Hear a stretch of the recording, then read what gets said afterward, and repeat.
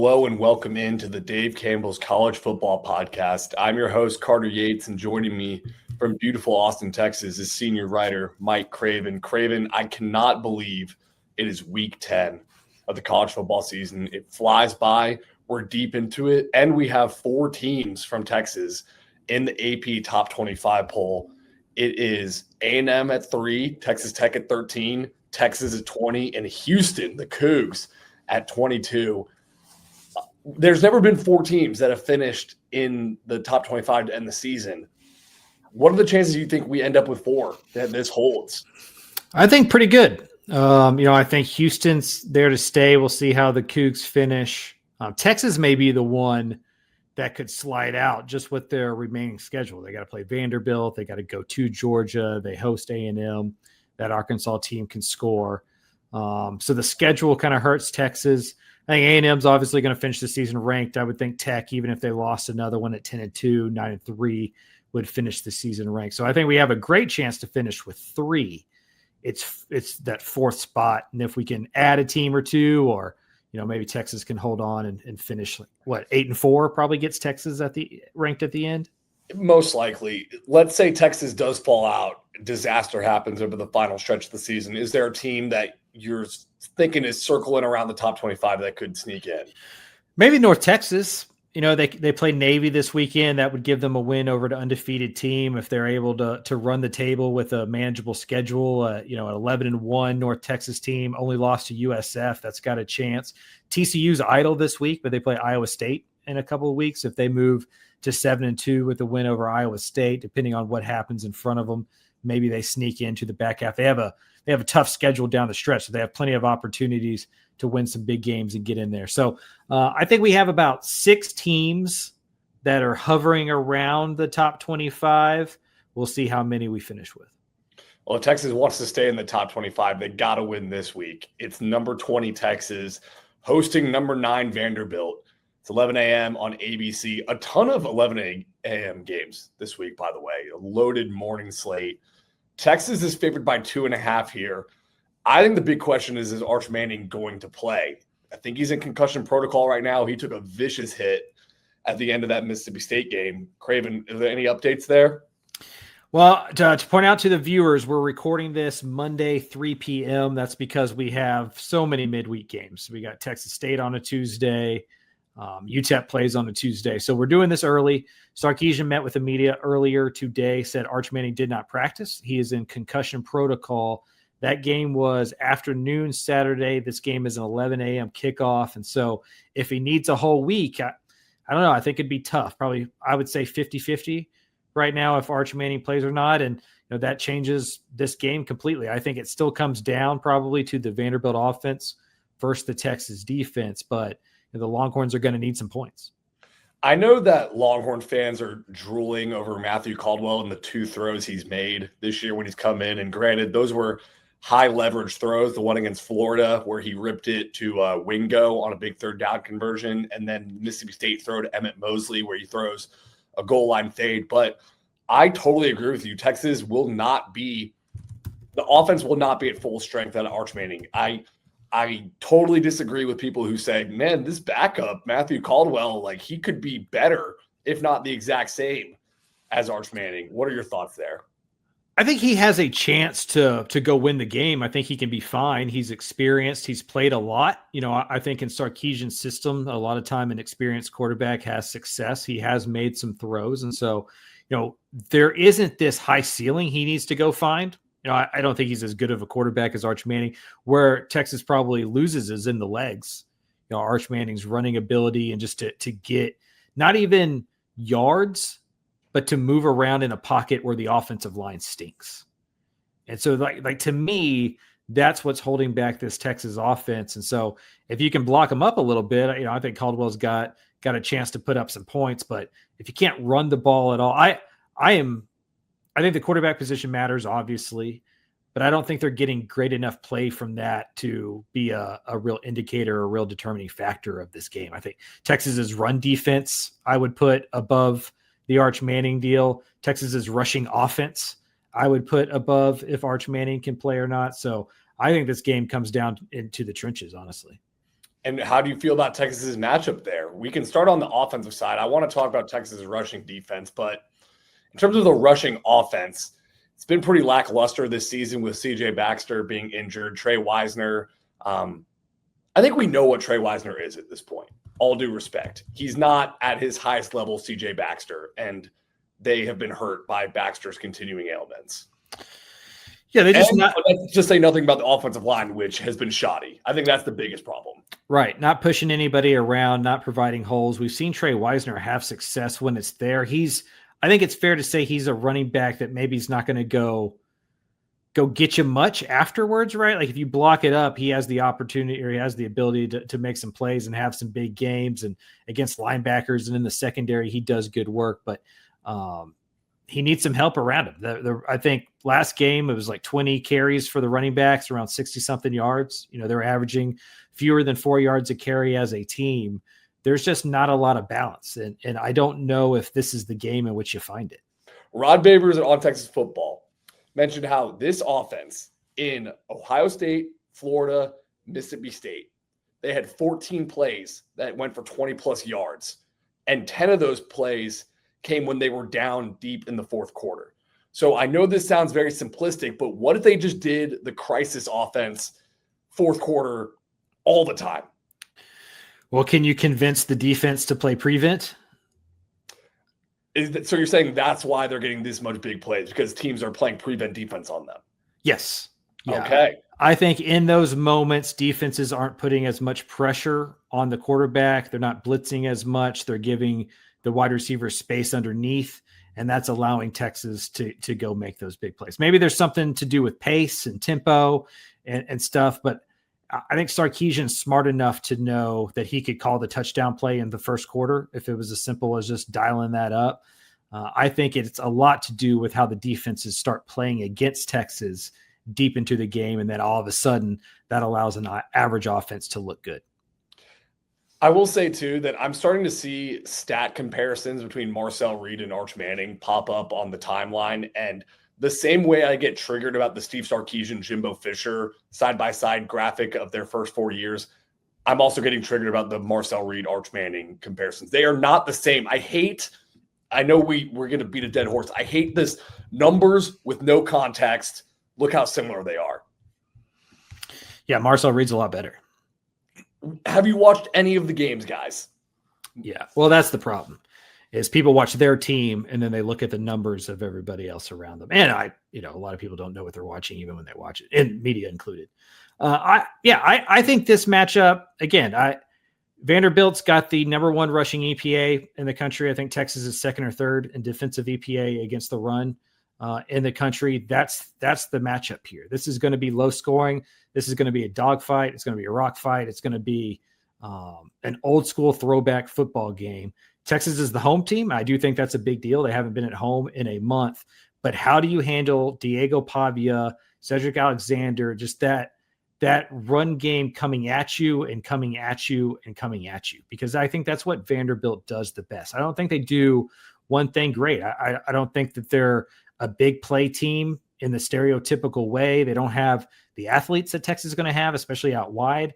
I don't think that they're as big as Texas in a lot of the key spots, but they play like a hammer and they are just condensed and they're a ball of fist and they don't stop. Pavia doesn't stop. That head coach has that same kind of demeanor. Folks who listen to this podcast know how I feel about Jared Kill and just that staff and what they're able to do offensively. And so you saw Texas struggle last week on defense. They gave up 38 points in regulation against a not great team. And some of that, a lot of that was on the ground. I mean, they had a running back get right at 100 yards or whatever. So Texas is going to have to play some man ball here. That offensive line on the other side of it has got to figure out a way to get some push, because you either are playing with a quarterback in Arch Manning who's going to miss all week in practice, or you're playing with a backup. Either way, it's hard to count on the offense to have a lot of points. Vanderbilt's top 25 in scoring defense, under 20 points a game. So they're kind of a bend but don't break, force you into field goals. We know Texas's red zone struggles. So like most games, I think this comes down to high leverage situations, like who turns the ball over the most, who scores the most points in the red zone, who's able to establish the run. I think this one's pretty straightforward in how we analyze it. I know that you covered Austin area prep recruiting for the Austin American Statesman. What do you remember about Cedric Alexander at Austin LBJ? How awesome was this guy who is Vanderbilt's leading running back? Pavia leads them in rushing yards, but Cedric Alexander is the leading running back. Yeah, an absolute dog. Fits perfectly with what Barton Simmons and those guys at Vanderbilt want out of players. If he was a couple inches taller, maybe a 0.1 second faster on a 40-yard dash, he's at Alabama or Georgia or Texas or something like that. Remember that LBJ team had Latrell McCutcheon and Andrew Makuba. Cedric Alexander was their best player. Like in terms of like productive, like best high school player, if you're scouting against them as a defensive coordinator, you were trying to stop the run game of Cedric Alexander. Like the other two guys were mostly decoys offensively. So he's always been a guy. He's always been productive. He's going to be back at home, and that fuels, like there's a lot of Austin talent that didn't get recruited by the University of Texas. And when they can come back home and kind of prove that they belong, Baker Mayfield probably being the flag bearer of that, like there becomes kind of I won't say hatred. I mean, in Baker's case, absolutely could say hatred. Yeah, I think Baker is safe to say hatred. I don't know if Alexander's in that same bus, but he's going to have a lot of people there, and he's going to want to prove a point that he is the best running back on the field. And I think he's going to be right on that one. Yeah, I love how you describe Vanderbilt as a hammer, because I know that I've been on record as I'm not a fan of the 24, 25-year-old quarterbacks in college football. That is with Diego Pavia as an exception. I kind of want him to stay in college football forever. He hasn't thrown for over 200 passing yards against any SEC opponent, though. And I'm not trying to say he's not good. That's just not Vanderbilt's style. He's the leading rusher. They ground and pound. And their offensive line has not given up, or they're the best offensive line in the SEC in regards to sacks allowed. Unbelievable the job that Clark Lee has done to transform Vanderbilt's program. We talk about the comparison to Marcel Reed and Arch Manning and how it's not apt. I think Manning's more of a Pavia. Like this Vanderbilt Texas offense has a lot of similarities in that it maybe lacks some big plays until last week, when Ryan Wingo kind of stepped up and had some good yards after the catch. It's kind of a phone booth offense where the quarterback, probably bigger, tougher, can run the ball, can scramble around and make some plays off script. The difference is Vanderbilt has a legit offensive line, as you said, an experienced, older offensive line. And I think that's where Texas is going to struggle in some of these games, against Georgia, against A&M, this week against Vanderbilt. The Longhorns up front, especially on the offensive line, are younger players that are inexperienced. This Vanderbilt team is a lot of 23, 24-year-olds with like mortgages and wives and kids. And I think that's kind of been the difference. But as I said earlier, they're not going to outskill you, right? Like Malik Muhammad's not going to see somebody that really scares him. I think the secondary is going to be okay here. It's just going to be the relentless attack of Vanderbilt. And can Texas hold up over 4 quarters? Like, we'll find out. This might be too online for you, but have you seen that Diego Pavia was bartering his mother to Theo Vaughn for a date with Tate McRae? Yeah, that is beyond me, my friend. Okay, that's fine. No, let's keep it on the field. Literally, Theo, I just saw another video on Twitter X of like Theo Vaughn at Diego Pavia's house with Diego Pavia's mom, and they're on the Club Shay Shay podcast. These is all words I cannot believe I'm saying right now. The only thing I know about Theo Vaughn is that his name is actually like very long and Greek sounding, and that he grew up rich. That's all I know about Theo Vaughn. But he plays a character in which it's different than that. Well, that character is pretty funny, so props to him for that. Who do you have in this game, Craven? Everything to me points Vanderbilt. You look at the analytics, it's about a 50-50 split. CFB graphs has it 26.3 to 24.65. Texas is a 3.5-point favorite. I just don't know if I trust the Longhorns. 1 week it's the offense not playing well. 1 week it's the defense not playing well. It feels inconsistent. Maybe getting back home is the medicine this group needs, and they're able to get a 2017 victory. But in close games, or in games I think are going to be close in a coin flip, I tend to go with the team that I get points. I'm getting points with Vanderbilt early in the week. I'm not sure if I'll be able to get it by Thursday or Friday. I think it becomes a pick 'em, especially if the Arch Manning stuff unfolds to where he can't play. You got to hit it now. For early in the week, I'm leaning in Vanderbilt plus 2.5, plus 3, whatever you can get at your local book. Yep. I'm not a believer in Texas as a college football playoff contender. I said it after the Kentucky game, and I said after the Mississippi State game. good win. The postseason playoff expectations should be done after those games. Vanderbilt's a different caliber team than Mississippi State and Kentucky. I will say, though, like this is the type of game that can really spur a Longhorn team. True. Right? Like if they come home and they just figure out a way to win this. Vanderbilt, as we've talked about, Vanderbilt's not the type of team that's going to blow your doors off. So this is going to be a close game in the fourth quarter, most likely. Like they're not going to run away with this and lead 42-10 on the Longhorns. It's going to be 23-17 or 16-13. If the Longhorns just figure out a way to win, like they have on the road the last 2 weeks against bad SEC teams, if they can pop up and win them a game here, they're 7-2. They go into an idle week to regroup, and you come out and you got Georgia on the road, Arkansas and A&M at home. You figure out a way to get to 9-3, depending on how things kind of fall in the rest of the country. Like there's a true argument to be made for the Longhorns. So it's all as doom and gloom as it is, because we watch them every single week, right? So if you watch them every single game, you don't think that they're one of the 12 best teams in the country. I don't believe that they are. But this is the type of win in a conference that gets the benefit of the doubt. That could, for 2 weeks, we'll talk about Texas being back in the picture if they can win it. So it's a big, big game. Brother, there was a reason my bold preseason prediction was Texas goes 9-3 and makes the college football playoff. Yeah, you might be right, and I'm gonna be so mad. I have had friends that have posed the question, like, what if we just suck our way to a natty? Like, what if Texas never looks good, but they just win? They just win out.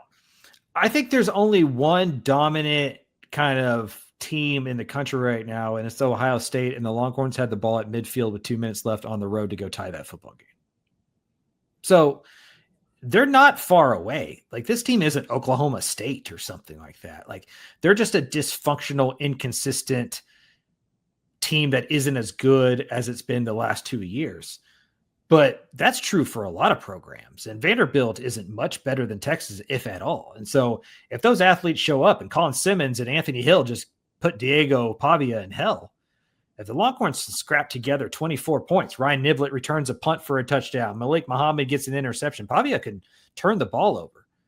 If Texas can figure out a way to get 7 points from defense or special teams, put another 14-17 on offensively themselves, like you can convince me that this looks like Texas OU in the Cotton Bowl where the defense just takes it over against a quarterback that does. Like this is a solid matchup for Texas.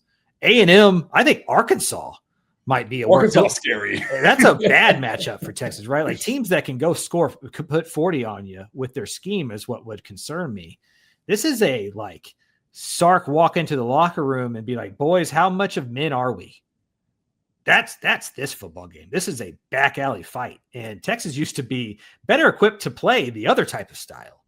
I think this version of this program, Vanderbilt may be exactly what the doctor ordered. We will find out on Saturday. All right. Our next 11 a.m. game, dude, the 11 a.m. quad box is going to feed families on Saturday. SMU versus It'll feed mine for sure. SMU versus number 10 Miami on ESPN. Hurricanes favored by 10.5. Yeah, Craven, you're going to have so many columns coming out after this 11 a.m. window. I think the biggest question for me is Kevin Jennings healthy? It's similar to the Texas thing with Arch Manning concussion. Kevin Jennings has been gimpy, and it's affected his style of play. I think he's played a lot more conservative because of it, but they're going to need him this week because Miami is the number one team in the ACC in scoring defense, total defense, and rushing defense. Pretty good. Yeah, these are the type of games where they truly miss Brashard Smith, and they haven't found a real replacement for that. Like we entered the season saying on this podcast, Elijah Roberts is a big loss. Those two linebackers, huge losses. What they lost defense to, the number one loss was Brashard Smith. And then could they find an X factor player like that? And we left open the possibility that they could, because leading into the season last year, we wouldn't have said Brashard Smith was the most important player on the offense, right? So somebody could have stepped up. And there's been occasions where TJ Harden looks like the guy, or Chris Johnson Jr. looks like he's going to be the guy. Derek McFall has the talent, but nobody's become kind of the dominant game-to-game force. And I don't know how you beat Miami without those types of playmakers. To your point about Kevin Jennings, I don't think he's healthy. I think he's healthy enough to play, but not healthy enough to do KJ stuff.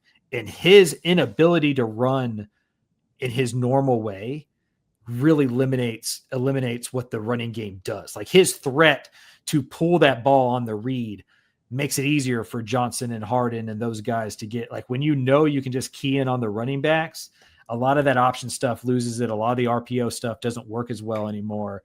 And you saw Wake Forest kind of give Miami the blueprint on how to stop it. But I think Miami should win this game, but Miami's always good for what the hell was that performance. And the fear is they already showed that against Louisville with Carson Beck's 4 interceptions. But SMU's a well-coached ball club. Like, it could happen. It could. It probably comes down to the Carson Beck you get on Saturday. The hype train has cooled considerably on him. If you can get the Carson Beck give you the ball 2 or 3 times, you have a chance to pull this upset. If Carson Beck plays a clean game and doesn't turn the ball over, even if he doesn't play a great game, I didn't say great game. If Carson Beck just plays a clean game, down to down, I'm not sure how SMU scores enough points to really threaten here. Because even if Miami kind of lays an egg and this is ugly, how many points do you think Miami needs to win this one? To me, it's 21. Because that Miami defensive front is really good. Their athletes on the back end are solid. I think they have a decent secondary. So, yeah, I mean, they don't get a ton of pressure. I don't know. Or they do get a ton of pressure. I'm sorry. They're 10th in pressure rate. I just think it's a bad matchup for SMU. You got to run the ball against Miami to have success, and it feels like that's something SMU struggles to do. Here's your case in point on the Beck comp about the turnovers. He has 4 picks against Louisville, and they lose by 3. He throws for 189 yards against a bad Stanford team, and they win 42-7. Like, that's how good this defense is. And look, SMU's way better than Stanford, but case in point, like, when he doesn't turn the ball over, they're pretty unstoppable. And Scott Simon's defense are good at getting turnovers. Like, that's forced 5 versus Wake Forest last week. Right. And did nothing with them. Yeah. They have to get 0 points. 3 points off of those. 0 points off of that. And so that's my thing with this game is I would love to sit here and talk to you about how SMU wins it, but it's going to require points. And I'm not sure the Mustangs can block SMU enough. Like Bain and those guys, like Miami has some freaks of nature that SMU hasn't seen. Maybe Clemson, but that Clemson team's not this Miami football team. I think Miami wins by double digits unless Carson Beck just implodes again. And since he already had the implosion game, I guess I don't imagine it's going to happen again. I believe Miami's coming off. Are they coming off a bye or did they play last week? Stanford. So, that's right. They played Stanford. You just said that. So basically a bye. Kind of, yeah.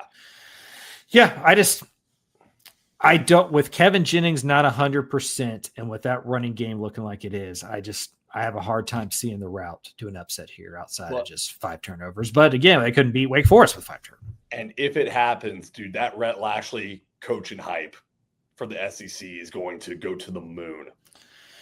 Yes. I do wonder where Lashley kind of sits in a lot of those. I don't think Arkansas is a big enough job to lure him from SMU, but Florida and LSU, any coach would listen to those. And so we'll see. Yeah, win over Miami would definitely move him up those lists. Did LSU have to get the Louisiana state governor involved on this buyout? What was that I was seeing? Well, they don't have a school president right now. Okay. And so they needed somebody to sign off on it. And I'd imagine they needed some leveraging power on money and stuff like that as well. And it's the most Louisiana thing ever. State politics is deeply entwined in LSU athletics. You got to remember that's the only show in town. Like in Texas, there's so many different cooks in the kit. You have so many. Some legislatures went to A&M, some went to Texas, some went to Tech, and so there's not just this. In Louisiana, it's LSU. Like that is where the power is, and so they do things a little bit different in the Bayou. This is a dumb question, but do they use public money to pay for buyouts of coaches? No, but they use money to offset some of the money that they, you know what I mean? Like you have to pay Peter to Rob Paul or Rob Paul to pay Peter. Yep. Type of deal. And it's like, hey, we're about to have to spend $30-40 million to buy out Brian Kelly. Do we have assurances that we're going to make up that money, that we're going to take it from X? Yeah. Can we get money to help replenish the X? Right. That art program We're looking at you. Right. Any shortfalls that fall to the wayside because of this, is there a way to make up that money? And there typically is, which is why money's not real in these situations. And there, with the way we cover buyouts as media is just wrong. You hear the 53.5, but it's not like Brian Kelly's owed that tomorrow. It's a line item that they get to pay over time. And I saw it was 740,000 every month until like 2030 or something insane. Right. But that's also only if he doesn't work anymore. That's a co-strength and conditioning coordinator. Yeah. At LSU. Like you make that up pretty easily. And, he's only 64 years old. He's going to go coach somewhere else. And then you get to save money off of that as well. So they'll be fine. But yeah, I think it's because they don't have a university president right now. The governor kind of has to sign off on anything big like that, because like Texas and Texas A&M, they are state schools. And so like they get public money. You have to be smart. I mean, A&M had to do it with Jimbo Fisher as well. So real quick, does SMU cover 10.5? If you think they're going to lose, do they cover? Right now I'm leaning no. All right. That's fair. I'd probably lean that way as well. Okay. Another 11 a.m. banger. North Texas versus Navy. ESPN2. North Texas favored by 6.5 here, which is pretty interesting. It's at Daku, but the biggest matchup I'm watching is the rush defense, which Skylar Cassidy's done an awesome job. They are number 1 in passing defense in the American. They are 10th in the American in rushing defense, which compared to where they were is like Bill Parcells level coaching job. But it's going to be tested against Navy quarterback Blake Horvath in that rushing offense because they pound the rock. Yeah, and remember, North Texas already played against this offense once against Army. That one went into overtime on the road. They gave up 38 points. And so going to be a difficult matchup. Navy has a really good experienced quarterback in Blake Horvath. I guess I think North Texas favored probably just because of their ability to put up points. Now, I don't think Navy's going to be able to stop North Texas. Typically, if you're able to spread out a military academy and get the passing attack going, that's where you have success because they can't practice against it. Like, how does Navy simulate what the Mean Green are going to do on Saturday during the week? Like, they're 12th in the American in passing defense because they don't play it in practice. Like you mentioned. Yeah, we've talked about it with like Rice. Like, how is that going to manifest itself over the next couple of years? I think North Texas has a huge advantage on the offensive side, and they're going to be able to score points. Like you said, this one seems simple as well. Can North Texas get some stops? Or can they get some turnovers? Because that's what they did early against Army. They were able to get some turnovers, build a big lead, and then they held it late. Can they get some turnovers, force some havoc, get into the backfield, create a little bit, get a few free possessions? And if you can build a lead, hopefully you can hold on to it. Being at home, it's going to be a big game. I know it's an 11 a.m. kickoff, but I think the stadium's going to be rocking. Weather seems like it's going to be pretty good, so that helps a lot with those early kickoffs. So I like North Texas here. I don't know if I like them by 6.5, but I think the Mean Green get this one done. And I don't want to get out over the skis here, but if this is going to be a tough game, if they could win this game, it opens up pretty nicely because USF lost to Memphis too. So that was the team that had I don't know how tiebreakers work. It's too much context for my brain to process. But every team's got one loss in the American now. So it's not like you're playing from behind totally. Yep. And you don't play Memphis. You don't play Tulane. You get an idle week after this one, and then it's at UAB, at Rice, home against Temple. Casey Keeler can walk in there and wreck some shop, by the way. That's going to be let's say a 10-1 North Texas hosting Casey Keeler on November 28th. Like that's going to be a fun one in North Texas. But this is why I entered the season thinking the Mean Green would smash their over. They have. I think this is why I thought they have a real shot to be in contention. That offense is scoring points. The defense is opportunistic, even if it's not 84 Bears, right? They're top 5 in turnovers created. And that schedule just really, really works out well. USF gave them a pothole, but I think that they can finish 4-0 and really make a run at this thing. Dude, real quick on Temple, not to do a full Temple breakdown here, but they're 5-3.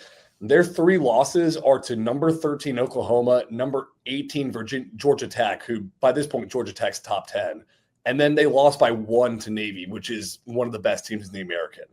Yeah. It's insane. He's good. He is very good at coaching football. I feel like with all the well-deserved attention that Drew Mestemaker, UNT's quarterback, is getting, we're not talking enough about Wyatt Young, wide receiver, who has just exploded in these last few games. And he's a former quarterback at Katy Tompkins, who they recruited to play wide receiver. We've talked about this with North Texas offense. It's all guys playing at positions they didn't play at in high school, and they're still the best offense in the American. Where did Wyatt Young go to school? High school? Katy Tompkins. Oh, that's okay. He was after Milrow. So wide receiver that played a little bit of quarterback in high school. That sounds like Eric Morris's type. No wonder he's so freaking good in this offense. Okay. So North Texas to win, but not to cover 6.5. That's where I'm leaning right now. That winning by a touchdown against Navy feels tough. I think this is going to be just a rock'em sock'em robots kind of back and forth type. I think it looks a lot like the Army name earlier in the season. That one went into overtime. All right, let's go to the Big 12. Number 13, Texas Tech against Kansas State, 2:30 p.m. on Fox. Red Raiders favored by 7.5. Big story here is quarterback health once again. Will Hammond out for the year with a torn ACL. How does this affect Baron Morton's timeline? Was Baron Morton supposed to come back this week already? Yeah, so I talked to Joey McGuire earlier today, can confirm that Baron Morton is going to start. He said that he could have started if needed against Oklahoma State, but they liked the matchup, thought that they'd be able to win with him getting another week of rest. They were right. Even with Will Hammond getting hurt, they win 42-0. And so I think he was going to start this week regardless. The concern is for Texas Tech, and I don't know how much we want to get into the weeds outside of the football game. I'm writing an article, a column this week that Texas Tech has to run the table and win the Big 12. I don't think the Big 12 gets a second team because of the SEC getting 4, maybe 5. I think there's 3 guaranteed in the Big 10. Notre Dame getting back into this really hurt. And then if you look at the ACC, Georgia Tech's undefeated. Virginia's got 1 loss. Miami's got 1 loss. If it's 10-2 Texas Tech versus 10-2 Miami, you know where the committee's going. So like you have to win out. And the reason I bring that up is because Will Hammond's injury, I don't think impacts Texas Tech's ability to win this Kansas State game. But how sure are you that Baron Morton is healthy for the last 4 games of this season and the Big 12 championship? Like he has, right. And so you are 1 play away or 1 kind of re-aggravated injury away from being down to your 3rd string quarterback. And that's that gets odd. So I wonder how different the game plan is. If you're Mac Leftwich in this offense, you have to do everything to keep Morton kind of in bubble wrap. And so I think you see a lot of run game. I think this is a big Cameron Dickey type football game. Jacoby Williams, a lot of short passes, get the ball out of Morton's hands, keep him upright, keep him healthy, because you got to have him to get where you want to get. It's really, I don't know if scary is the right word for Texas Tech fans, but it's nerve-wracking at least, because you're basically like, if Baron Morton is healthy, I still think Texas Tech is the Big 12 favorite to go to the college football playoff, win the Big 12, go to the college football playoff. But it's like, will the thing that has happened every year happen again? Because if that thing that happens every year happens again, you're screwed. Yeah, 100%. And there's no way around. Like it's, just people's bodies are different, and like, just because you get it, I don't think it's a toughness deal with Morton. Not at all. I think some of it's just bad luck, and some of it's just the way our bodies are. Some are more durable than others. In this game specifically against Kansas State, it comes down to running the football. The Wildcats not tremendous running the ball outside of their quarterback. Defensively, I think their weak spot is against the run. So if you can get Dickey and them going, I think that's good. It's going to be a big game for the interior of the defensive line, just the depth there. AJ Holmes in the starting lineup now. Those linebackers are really good. So a solid matchup for Texas Tech on paper. Are we far enough removed from the Texas Tech road troubles to just not even talk about those anymore? Because like going into the year, I had them 9-3, and I had them losing the 3 big road games, right? Arizona State, Kansas State, Utah. They were able to beat Utah. Are they able to knock off Kansas State? Because if so, this feels like one of the two big hurdles left, the other one being at home to BYU in a couple of weeks. I just feel like this team is so different, both in personnel and the way it's coached, that I'm not like saying, hey man, Joey McGuire on the road, it's been a struggle in recent years. I'm almost over that right now. But if they lose to Kansas State, I'm right back on that narrative. Does that make sense? I don't know if that's fair of me. The big matchup defensively for Tech is Avery Johnson off script. I think on script, they're going to be fine. I think just lining up and playing against this Tech defense, they're really good against the run. Once they get you behind the chains, then all of a sudden David Bailey and Romeo Height can go eat. Remember, Kansas State's offense coordinator is Matt Wells, who is the coach that Joey McGuire replaced. So there's a little bit there. He's going to be in his bag. He's a trick play specialist. They are going to bring that stuff kind of out. So for Shield Woods group, this is about playing within yourselves, not getting to playing disciplined, because I do think Avery Johnson's legs off script can hurt you, and they're going to play 3 or 4 kind of trick plays. And can you stop them? Can you be ready for them? Well, you were talking about your time covering Cedric Alexander. I actually have a funny story about covering Cameron Dickey in high school. So when I was a senior, I did a full story for a semester on an Austin Crockett female head coach. And this was back when I don't think Cameron Dickey had any offers yet. I think he was a junior at this point. And I remember I saw them play LBJ, and they lost 48-0 because Crockett, historically not a great program. They were 7-5 this year. I mean, it was their best season since 2008. And Cam Dickey was the quarterback and the safety on that team. And you're just watching him, and you're like, I don't know what stats he had. He probably had 40 rushing yards and 8 tackles that game. But you're like, that kid, that kid's one of the best players on the field out there. And so what a find from Joey McGuire and his staff to find a guy from Austin Crockett, who historically does not pump out Division I caliber athletes. And this kid's a running back now, playing a different position than he played in high school and feasting. Yeah, for sure. Yeah, I think he needs to have a big game for Texas Tech to win this one. This is going to come down to who runs the ball better, I think. Okay, let's go to the Big 12. Keep it in the Big 12. Number 22, Houston versus West Virginia. Another 11 a.m. one on FS1. Houston favored by 14.5. Craven, what's your big matchup you're watching in this one, or your big storyline? Well, to me, it's just remarkable how much Connor Wigman has become kind of like a Tonka truck. He's Cam Newton right now. It started out as maybe matchup based, and man, Connor's gonna running the ball a lot. Let me look up his stats and see how it compares to Texas A&M. And then now it's just 15 carries, 20 carries, 15 carries. And when they need it the most, you can tell it's old school, high school shotgun it to Connor Wigman, use the running backs to block, kind of 10 on 11 type of deal, and use Wigman to run. So you would think that does well against West Virginia. TCU made that game closer than it should have been last week in Morgantown, but the Mountaineers historically, especially when they're bad, are a much different team on the road than they are at home.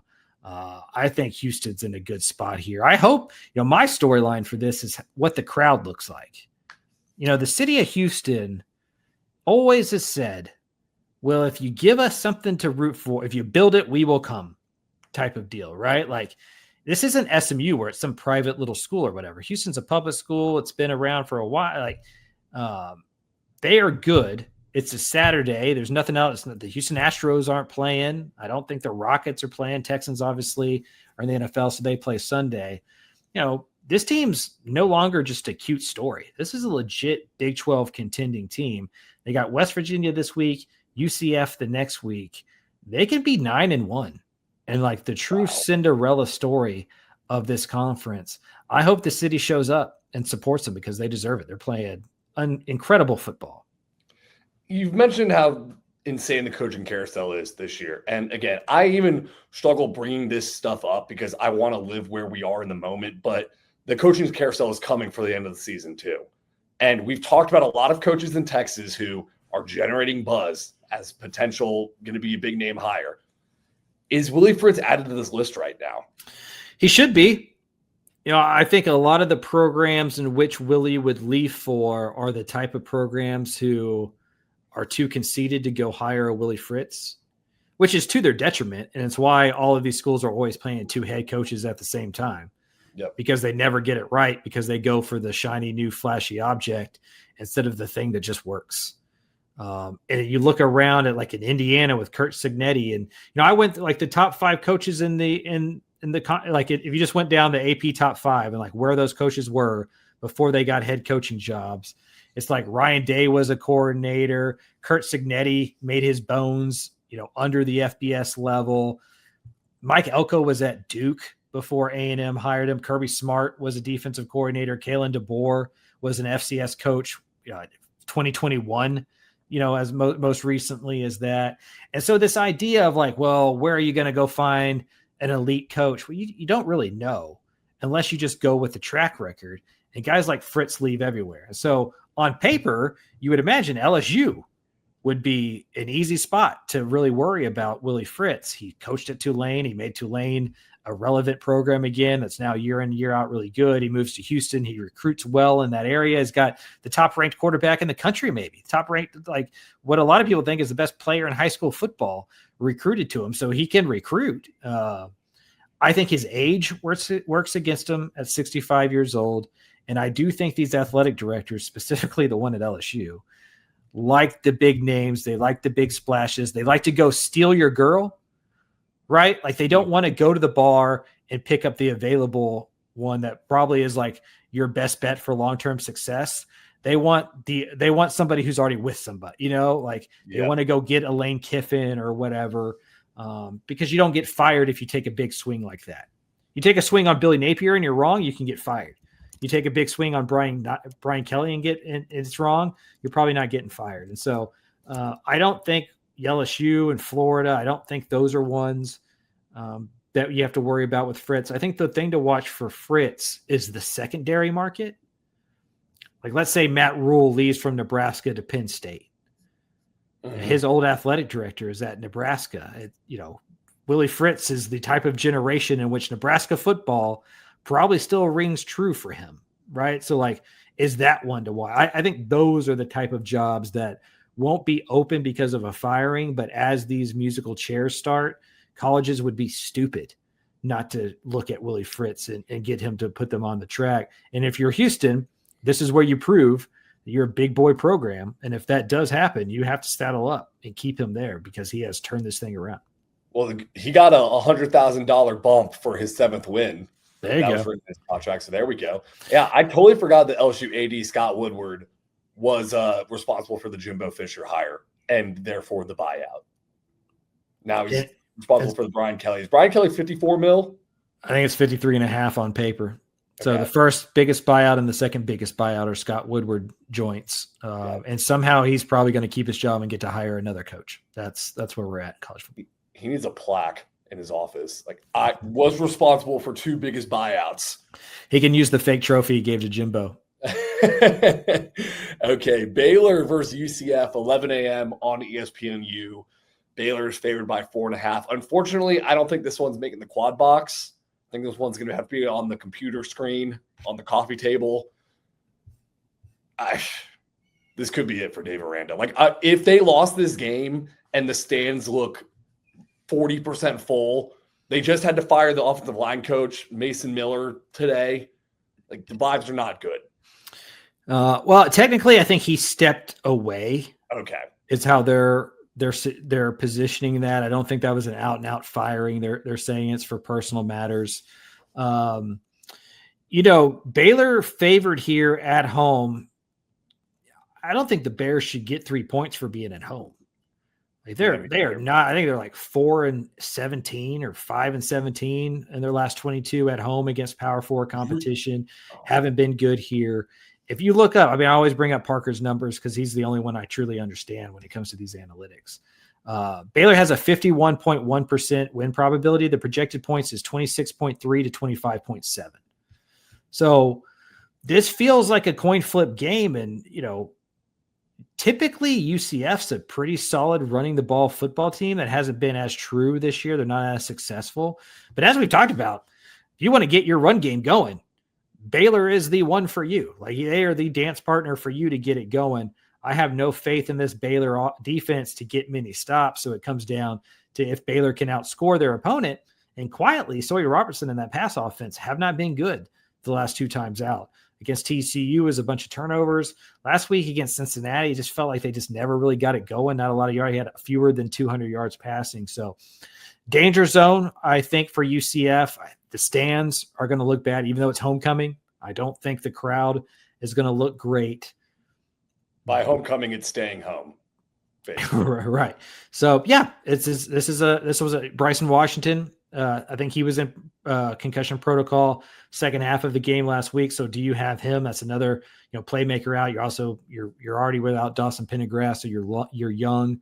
At running back, you mentioned some turnover at the offensive line coach. What does that do? How does that impact one way or the other? They didn't play well against Cincinnati. I don't think he was on the sideline for that game. That kind of went under the radar. We all missed that one. But yeah, I don't think this is a surefire Baylor win. And with the vibes and just the way this thing is going, I probably lean UCF plus points. Well, we're about to see how hard these Baylor guys are going to fight for Dave Aranda, because that is an area I will give Dave Aranda credit for. They start slow a lot, but they are never out of the game. Even against Cincinnati, they brought it back to within 1 score after being down 21-0. But now they aren't playing for a Big 12 championship. There is not much left to play for except for your coach's job, which is a lot to play for, I guess. But, we're going to see how hard they're fighting for him. Yeah, that's a great point, because as bad as the football has been at times, it does feel like this team has always had Aranda's back. They could have thrown in the towel at 2-4 last year, and they make that run. They're trailing by 14 against SMU, and they come back. They're trailing by 14 against Kansas State, and they come back. You mentioned the Cincinnati kind of half comeback last week. Like, they have, to their credit, played hard and played for the coaching staff and played for each other. Eventually, the outside noise has to creep in, and you just wonder when the levee breaks, and it might be this week if they face some adversity. All right, let's go to our midweek games. We got a lot of midweek. What's the number of midweek games we have? 5. So 5 of the 11 teams play before Saturday. Yeah, so the state of Texas is taken over this week on almost every night of the week. Okay, first one, UTSA versus Tulane, Thursday night, 6:30 on ESPN.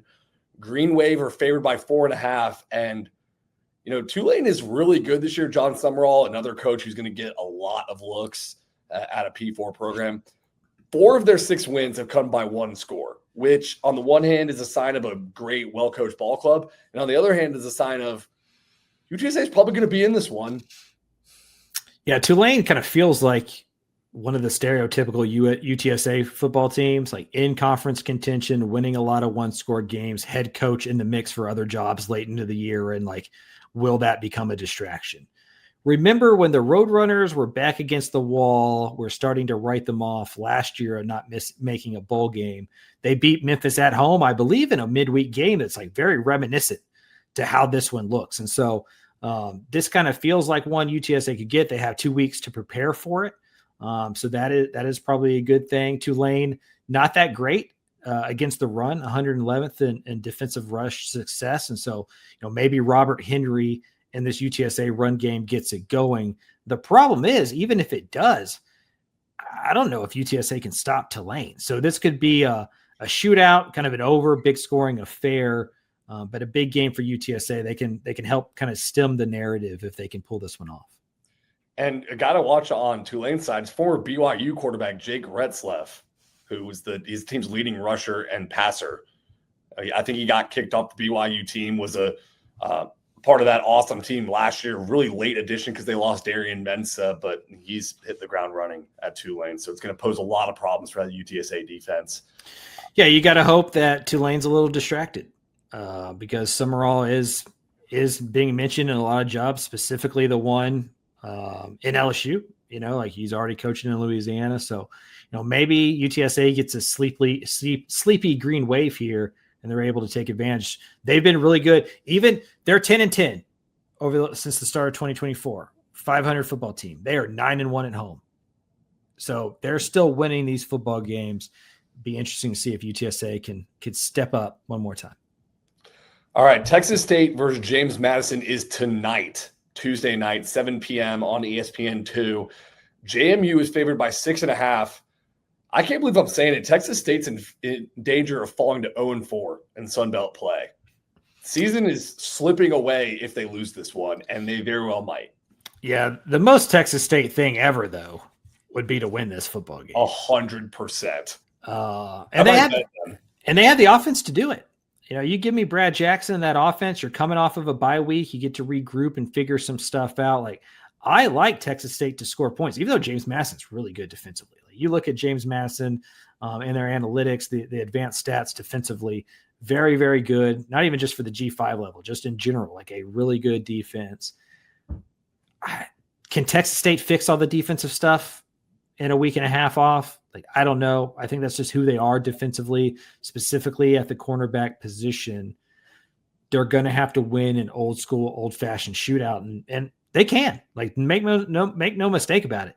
They can. Not sure I'd bet on it, but I think Texas State is a live dog in this one just because of how good that offense is and because they've had extra time to prepare for it. You know, I'm working on a story on the high school side of our company of teams that aren't going to make the playoffs that have just an insane player on their team. Like, these guys are going out on their sword, on their shield. I feel like Brad Jackson is one of those guys because no one is talking enough about the season this kid is having at quarterback because the defense can't stop a nosebleed. Yeah. He's been one of the better players in the state, one of the better quarterbacks in the state. If it wasn't such a loaded year at that position, he would be in line to be one of the all-state players. Like, he has been really, really good. He just hasn't had a lot of help on the other side of the ball. He's got plenty of help offensively. That is what I think is the hardest thing for the Texas State fan base right now is we have a conference championship winning quarterback and offense.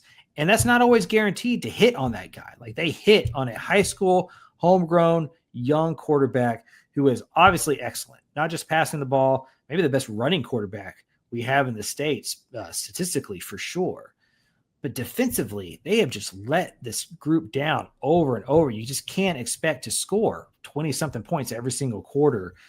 Can, with some extra time, the defense figure it out? The thing, James Madison's just ability to run the ball, specifically their quarterback runs. Matt Sluka's there, Alonzo Barnett, that kind of play multiple quarterbacks at times. When James Madison runs with the quarterback, I think that's going to be tough for Texas State. It's just, James Madison's going to score points. Can Texas State score more? I think that's how this goes. You've convinced me Texas State's going to win this game. This is the splashiest win they could get. Kickstart up the GJ Kinney hype train once again.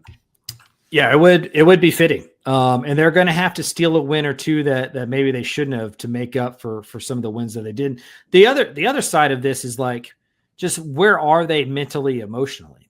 You come in with such hype. You think you're going to compete for the Sun Belt. It's your last ride in that conference on the way to the Pac-12. Now all of a sudden you're playing a James Madison team on a Tuesday night that's got real CFP playoff admiration. Like, if the playoff team doesn't come from the American, it's probably James Madison that makes it. And so they have a ton to play for. If you're Texas State, you were talking about Baylor earlier, what do you have to play for on a Tuesday night? Like, I'm worried that Texas State comes out flat, but if they don't, I think the Bobcats have a real opportunity to pull one here. All right. Speaking of coming out flat, Rice is going to play number 25 Memphis on Friday night, 6 p.m. ESPN2. Memphis is favored by 13.5. And if you're Rice, you got to hope you catch Memphis sleepwalking here because they just celebrated all week after beating USF.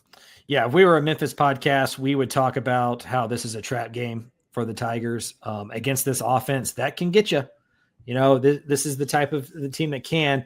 The worry for Rice, their cornerbacks, their secondary, just not great against the pass. I think Memphis is going to have too much success there. But Quentin Jackson, that run game for Rice really came alive last week. It looked like a different type of option team. I went back and watched that game on Monday morning. And so it's exciting to see kind of them turn the corner. I think that off week, the week before, really helped them kind of figure some stuff out, get back to the principles, iron some kinks into that offense. So I think they're dangerous, but I just, even if they take Memphis by surprise and they jump up big, as we saw last week, the Tigers are plenty capable of coming back on a team like USF. I don't know if Rice's defense has an opportunity here. Yeah, we just talked about Rice's end of season schedule is a gauntlet. They cashed the over, so that's a win right there. I know they're going for bowl eligibility, but getting to a bowl game would be so massive. I am still a believer in the Scott Abel era after this first year right now already. Like no matter what happens the rest of this year, I'm a believer in him long-term there. Yeah, no doubt. I think it was a great hire for Rice. I think his kind of uniqueness plays well. You see in the recruiting ranks, he's kind of picking up some guys who were just like good ball players that folks like you and Powers, like y'all really like and think are underrated guys that are going to find a home in that offense. Memphis's bugaboo defensively is their secondary, like their drop back pass defense. And, Rice probably not threatening that too much. And so can you win in the trenches against a team that has a much bigger payroll and much bigger athletes? This is the type of offense that's supposed to do that. We'll see. Maybe they can catch them. The devil's advocate to that point is Chase Jenkins was 17 of 22 last week. But then the actual truth of that statement is he was 17 of 22 because Quentin Jackson went off. And it was all wide open. And it's not a lot of established the run game. And it's not a lot of drop back stuff. Yeah. Right. Like you build it off the run game. You take advantage of what the deep, and they could pop you. As somebody who watched a lot of UTSA football, like that's how Army always beats UTSA. It's not necessarily the running stuff. Like they have these big passing games against the Roadrunners because you load up the box, you get kind of lulled to sleep there. And so, Rice was more balanced last week, and it really helped them. Just defensively is where can you win another shootout? Like are you capable of winning the 45 to 38 games with this offense in the current iteration of it? That's a lot to ask. But you mentioned guys that they're getting quietly on the recruiting trail. Like we just saw one last week at CE King. Deion Sims, their running back, is a stud and had a coming out party against the Atascocita where they put 70 points on him. And he was committed to SFA, and now he's committed to Rice. So those are the type of guys they're getting right now. Yeah, the Owls can make a living off of those kind of guys. All right, another Tuesday night game is UTEP versus Kennesaw State, 7 p.m. on ESPNU. Kennesaw State favored by 9.5. It's because Kennesaw State's actually pretty freaking good. They are in the conference championship race under their first-year head coach, Jerry Mack. What do you think, Craven? Does UTEP cover, or do they pull the upset, or is Kennesaw State too much of a wagon right now? They got a chance to cover. Pulling the upset would be tough. Skylar Locklear, had a really good game the last time out. 4 total touchdowns. I think he gives them some spunk, and just his ability to move around helps with an offensive line that isn't all that great. The Miners defense has been, the positive thing for this team so far. So maybe, this gets into kind of an old school shooter or old school kind of dogfight type game. The type that's like Sam Houston was winning in 2024 with a Hunter Watson. Maybe UTEP can kind of replicate that formula.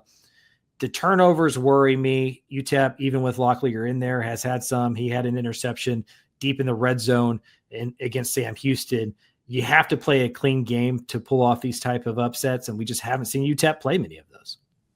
Kennesaw State's defense is 9th in Conference USA with 405 yards allowed per game, but they are second in the conference with 21.3 points allowed per game. So they are the definition of bend, don't break. But that also shows it's because they have one of the best red zone defenses in the country, and they also force turnovers. And that's Skylar Locklear is liable to give you a couple. He's going to give you an interception. He's very fun. I like him in this offense more than Nelson because of that dual threat ability you mentioned, but he's liable to cough one up. Yeah, and you can't upset teams that are better than you with that. Like the upset formula is to create turnovers, limit your own, and then win in the red zone. That's going to take Kennesaw State playing poorly, right? Like that's what UTEP needs. And in Conference USA, it's not the gap isn't crazy. This isn't Mississippi State versus Alabama, and so if Kennesaw State does play poorly, Sam Houston almost beat Jack State. But you can catch a team. Like that's what's fun about these midweek Conference USA games. Maybe, with Locklear in that win, the last time out for UTEP, they're playing with some confidence. They can surprise one, but they're going to need Kennesaw State to shoot themselves in the foot a couple of times to give them a chance. Look, last year first year under Scotty Walden, we stopped paying attention. Well, we didn't stop paying attention, but we kind of wrote off UTEP at the end of the season, and they won 2 out of the last 3. It's going to be an uphill battle to go bowling, but in Conference USA play, you mentioned you can get anyone on any night, and they're 2-5 right now. So they can make some noise here down the stretch. Don't want to get over my skis, but with Locklear in there now, I'm intrigued. A team that can't make noise, I don't think, is Sam Houston at Louisiana Tech Friday night, 7 p.m. on CBS Sports Network. La Tech favored by 16.5. So Sam Houston's got weird vibes, to say the least, right now. They have now had 4 guys leave the program or be removed from the program in October. I saw Lane Fobbs at Bearcat Bites on Substack.